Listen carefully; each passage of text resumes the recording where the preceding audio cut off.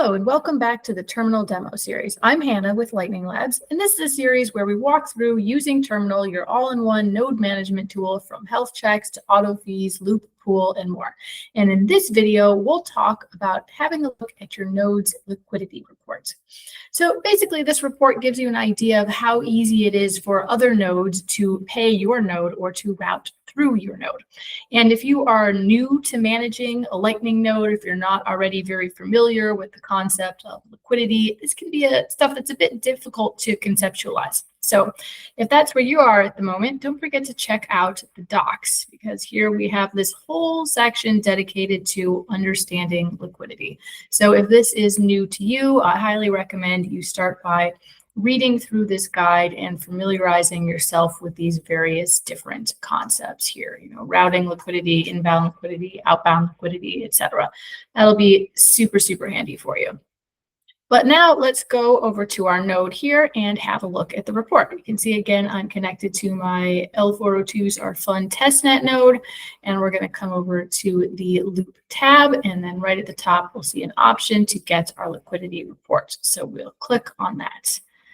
And boom, straight away, we get a whole bunch of info. So let's talk through it. So one of the first things we can see here and we'll talk about is this routable liquidity chart. And you can see this is broken out into inbound and outbound. And I can see straight away the ratio between the two, right? So on this particular node, I have a whole bunch of inbound and not that much outbound. And also let's note here that this is in this cumulative mode. I can turn this off and then get information about these specific channels here. But I think it's really, really handy to leave it in this cumulative mode because I can straight away see this ratio here. I can see that the ratio is that I have a lot more inbound compared to outbound liquidity. Maybe that's good for what I'm doing. Maybe it's not. Kind of depends on how you're using your node, but it's very, very handy.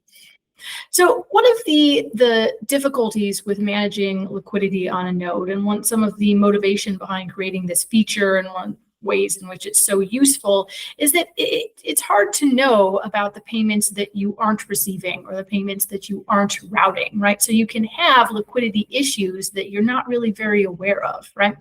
So coming here regularly and having a look at this graph and all the data here will really help you catch any liquidity issues that your node might be having that you otherwise might not be very aware of. So super handy. Let's also have a look at what's happening at the top here. We can see that we have simulated payment size. So at the moment we have it set to this lowest one, 500,000 sats. We can also change it to 5 million sats and 15 million sats. And we'll come back and talk about this chart at the bottom in a minute. But for the moment, let's just look at how this routable liquidity chart changes and how our estimated last hop fee changes as we change these settings up here. So at the lowest setting, you can see I have all kinds of liquidity options available. These are like the options available for a payment of this size coming through my node. And if I change it here, you can see I still have some options available inbound, right? I can receive that payment, but I have no outbound options available. So I don't know if I could route that payment, right? And then we can look again at this 15 million sats payment. We also note that this fee estimate changes as well. All right, so that gives us all kinds of information about what type of payments we can handle on this node, which might be important for you, right? Are you expecting to be handling larger payments or smaller payments? So very useful information. And now let's go down and look at this routable inbound charts down here, this graph down here. And let's note that on both of these graphs, the x-axis is the same. We're looking at the fee rate along the bottom of both of these here. And on this one up here, we're looking at the channel count on the y-axis. And then down here, we're looking at channel percentage.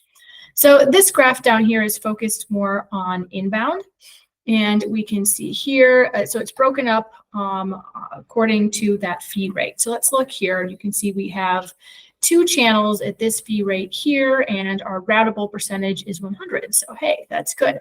But if you look over here, we have one channel or one fee range right here highlighted as it needs attention. We can look at that and see we have one channel with 0% routable. So that might be something that we perhaps need to change on this node if we're looking at routing in that fee range, right? So a ton of information. And once again, watch what happens to this chart down here when I change the simulated payment size. Quite interesting, huh? I seem to have 3 channels here, which are capable of handling large payments and medium-sized payments, and seems to be a lot more liquidity available for smaller payments, which, you know, you would expect. But again, it gives you a bunch of insight into what's happening on your node and what your node can handle, and helps you spot any issues that your node might be having, especially issues that otherwise you might not be very aware of. Some of these inbound liquidity issues can be hard to spot if you don't know what you're looking for. So it might be a problem that you don't know you have. So hopefully this helps a lot. All right, so in this video, we have covered taking a look at the liquidity report and the different data that you can get there and how that might be helpful to you. As always, please do check out the docs at docs.lightning.engineering. There's a ton more information there. Thanks.